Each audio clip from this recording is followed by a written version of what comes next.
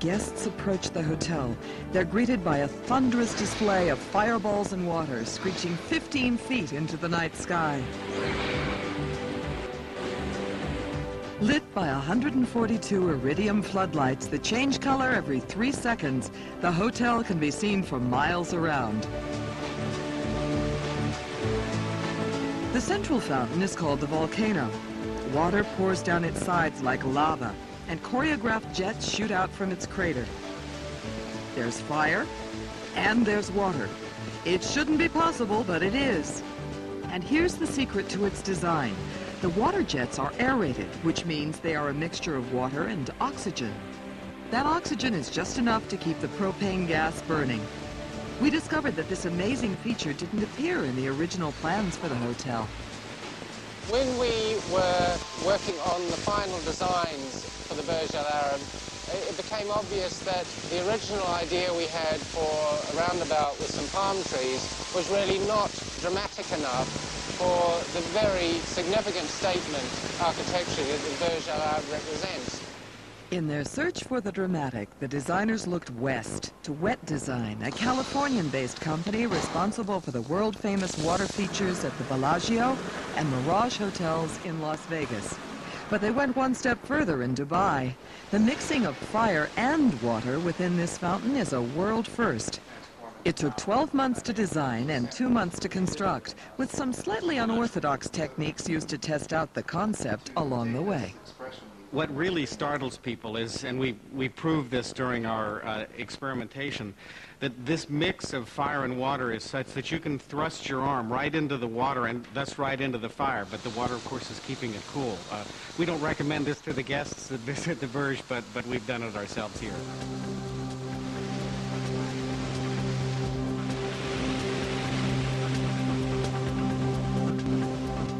But the show doesn't end at the front entrance.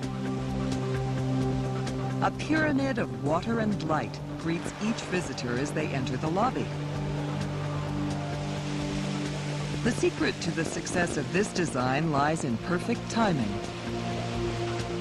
There are 42 arcing laminar jets of water in the cascade. These are almost laser-like rods of water from which all the turbulence has been removed. In fact, the flow of the water is so precise that they behave just like a fiber optic that's used in communication. Light will pass and stay confined within that fiber of water. So we put a light into the base of each of those streams, and it follows right the way across the arc, just glowing and adding color and illumination along the path. As you climb up the escalator to the top of the pyramid, there's a final aqua surprise, the hypershooter. Every 30 minutes, a single jet of water shoots 12 stories into the air. That's nearly 100 feet high. But however close you get, you'll stay bone dry. It's another first for Wet Design, and the idea took everybody by surprise. I think the architects looked at us like, you guys are a little bit crazy, you mean to not splash on our guests? And of course we said, no, we wouldn't do it if we splashed. We actually rented a blimp hangar, a leftover relic from the Second World War here in California, where it was the only place we could get that incredible height inside without the wind. And we tested and refined and modified that nozzle and that valving system that would eject that column of water. So you have this wonderful combination of the most precise expression of water on the planet and pure, raw, liquid energy. The aquatic theme of the hotel doesn't end here. The spa is designed so guests can swim to the edge of the hotel and look out over the ocean. The concierge desks are designed in the shape of shells. But the pièce de résistance has to be the Al Mahara restaurant. It means under the sea. And here's how the restaurant lives up to its name. Good evening. Welcome to the submarine. I'm Jackie, your captain this evening. I'm going to take you down 50 meters into the water and into the Al Mahara seafood restaurant. Please fasten your seatbelts. Sea's a bit rough today. A 2-minute submarine ride takes you from the lobby to the restaurant entrance. Guess what? It's actually a high-tech simulator which takes guests to the restaurant at the bottom of the ocean. The illusion continues as guests disembark. They're dining under the sea after all.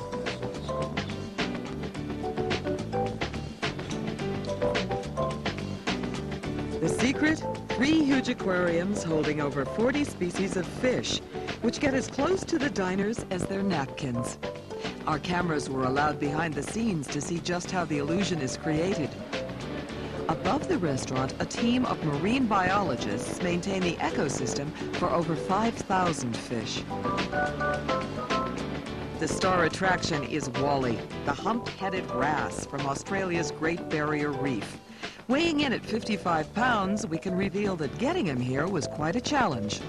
He was one of the hardest to bring into the aquarium, mainly because of his size and because of the distance travelled. They tend to live at depth, and therefore when they're caught, they have to be brought up slowly and gradually so there's no damage from pressure changes. And unlike the majority of fish here that we can transport in bags in oxygen, with a fish like Wally, he had to come with his own life support system. He was 30 hours in the air, and he arrived with a VIP escort